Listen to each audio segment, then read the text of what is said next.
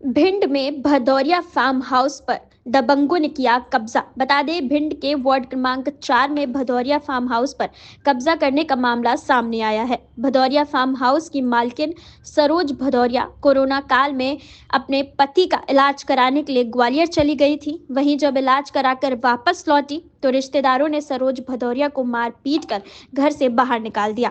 इसके बाद सरोज भदौरिया ने कोर्ट में केस लड़ा।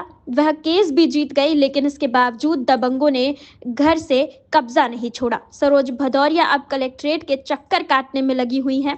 इसके साथ ही आपको बता दें कि दबंगों ने उनके मकान पर बुलडोजर भी चला दिया। सुनिए क्या कुछ कहा उन्होंने। क्या परेशान है? हमें ये दिक्कत है कि राजेंद्र सिंह का लड़का अमित सिंह हमें परेशान कर रहा है। हमारे सन 78 से हमारे ससुर जी ने वहाँ मकान बनाया था। आर्मी में रिटायर होके आए तो उन्होंने भिंड में भदौरिया कृषि फार्म रामेश्वर मंदिर के पास वहाँ बनवाया। जब से हमारे सन 1981 मेरी शादी भी वहीं होके आई, तब से हम सब लोग रह रहे, ससुर हम सब लोग रह रहे थे। पति भी, हमारे पति की क्या दिमागी हालत शुरू से ठीक नहीं है, तो अब परेशान हैं हम। ससुर रहते, सब नंदों की शादी भी वहीं हुई, सब कुछ हुई।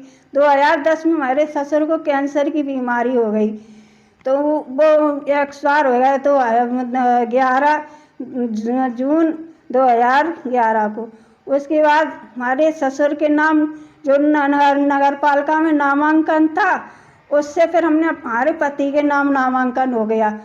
पति के नाम से हमारे पति की दिमाग की हालत ठीक नहीं, इस वजह से मैंने सोचा कोई भी साइन करा ले, मेरी एक मकान है वो भी चला जाएगा। तो मैंने अपने नाम रजिस्ट्री करा ली। अपने नाम रजिस्ट्री करा के नगर पालिका में नामांकन भी हो गया। 2013-14 हमने टैक्स भर दिया।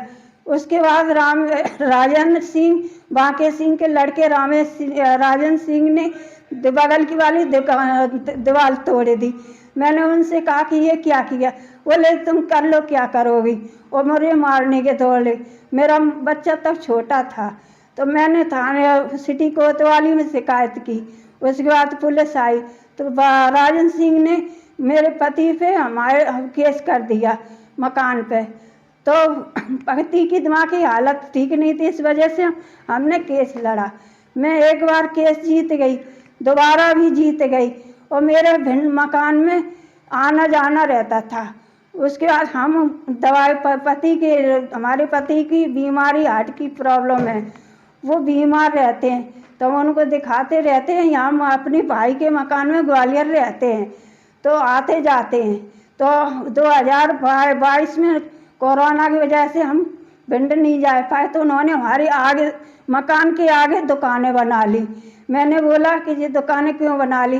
फिर वो धमकी देने लगे, मैं मार देंगे और हम आपके बच्चे को ख़त्म कर देंगे। तो मैंने कहा क्या? उसके बाद 2023 में मेरे पति को बहुत तबीयत खराब हो गई, तो हम ज़्यादा जा नहीं पाए। जब जाते थे थोड़ा बहुत, अब हम पति बेड रेस्ट पे हैं तो उनकी देखभाल कर रहे हैं। तो वहाँ मोहल्ले वालों ने बताया कि आपके घर का ताला तोड़ के राजेंद्र सिंह पुत्र अमित सिंह ने आपके घर का ताला तोड़ के सामान भर लिया और मकान तोड़ रहे हैं।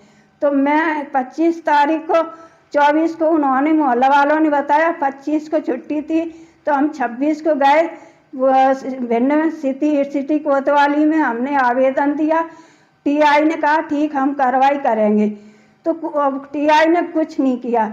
फिर मुझे पता चला कि उन्होंने पूरा तोड़ दिया, तो मैं गई और बच्चे को लेके फिर टीआई से बोला, तो वो उन्होंने 2-3 पुलिस वाले भेजे, तो अमित सिंह नहीं मिला। फिर टीआई बोला ठीक है, उनसे बोला कि कागज लेके आ जा, आप भी ले जा। हम वहाँ इंतज़ार करते रहे। टीआई गरम होके बोला अब आप जाओ, अब ऊपरी होगी कार्रवाई।